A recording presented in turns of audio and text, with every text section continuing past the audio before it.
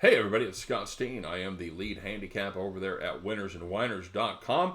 Make sure you stop by, check out winnersandwhiners.com, the number one site in the world for predictive sports analysis on each and every game, each and every day. It is an invaluable resource especially if you're capping different sports over there in the NFL, then taking a look in the NBA, maybe a little college basketball action. We've got it all right there, full predictions and previews in each and every game at Winners and Whiners, and also at statsalt.com, a completely different group of handicappers, so you get two takes on each game. What could be better? And of course, I do have my own premium selections. I'll put the link in the description of this video. If you'd like to get down on even more of my plays, love to have you on the team. Just follow the link and we'll get you taken care of. All right. So let's take a look at maybe a pretty entertaining game here tonight in the AFC South as the Colts head to Houston, take on the Houston Texans. Total in this game is 45.5, and the Texans are currently a 3.5-point favorite. You know, this is a huge game for both of these teams. If they win, they got a lead in the division. If they lose, well, the path becomes a lot murkier. These teams both played very different games last weekend.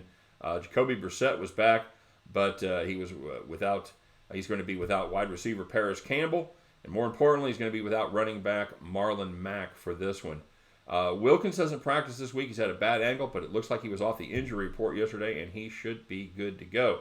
The Colts are going to be forced to turn once again to their backup running backs. They have Jonathan Williams, fourth-year guy out of Arkansas, and not a whole lot of work before last week. He's had 30 career carries for just 94 yards. However, last week he had 13 carries for 116 yards after Marlon Mack broke his hand.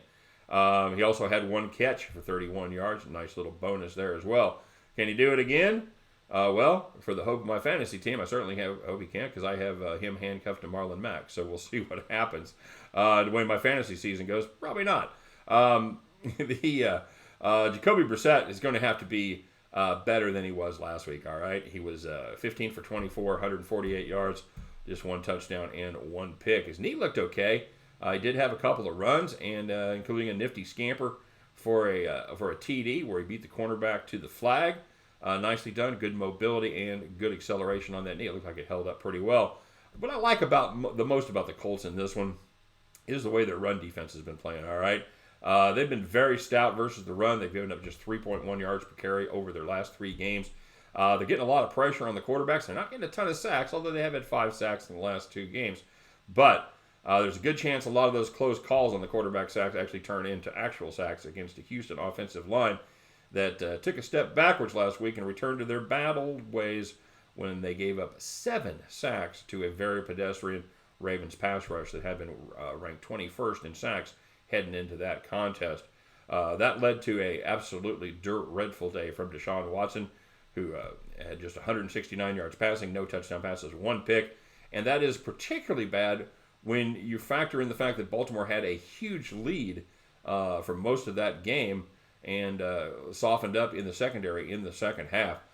Duke Johnson, Carlos Hyde, as far as the running backs for Houston, they've been good as the two-headed monster. They both average about 5 yards per carry. Neither one of those guys are likely to make Houston fans forget Lamar Miller, however. Will Fuller is banged up. He's missed 4 games. He is questionable for this game. That would be a huge get back if he could return for this one. And almost as important, left tackle Laramie Tunstall, who they got from Jacksonville in the offseason to shore up that offensive line. He is banged up as well. He's been limited in practice. We'll have to see. He's going to be a game day decision. We're going to make an under the radar pick on this one, all right? Both of these teams have struggled to score in the first half, while their defenses have done a very good job at limiting their opponents. Both the defenses are allowing less than 11 points per game in the first half, and both of these teams are likely to have the key offensive parts. Well, we already know that Indianapolis is going to be missing some offensive parts, and they're either going to be have some other guys that are either going to be banged up or missing. I think it's going to take both of them a while for these offenses to find their footing. Give me the first half under 23 points in this one, all right? So let's get ourselves down on the Indianapolis Colts, Houston Texans, first half under 23. And at the end of this contest, you guys can join me. We'll pick up our winning tickets and head back to the window. Once again, everybody, appreciate you watching. Don't forget to like the video if you like what we're doing, and consider subscribing to our YouTube channel. We appreciate it. Good luck on all of your plays today, and we'll see you next time. Bye. Bye-bye.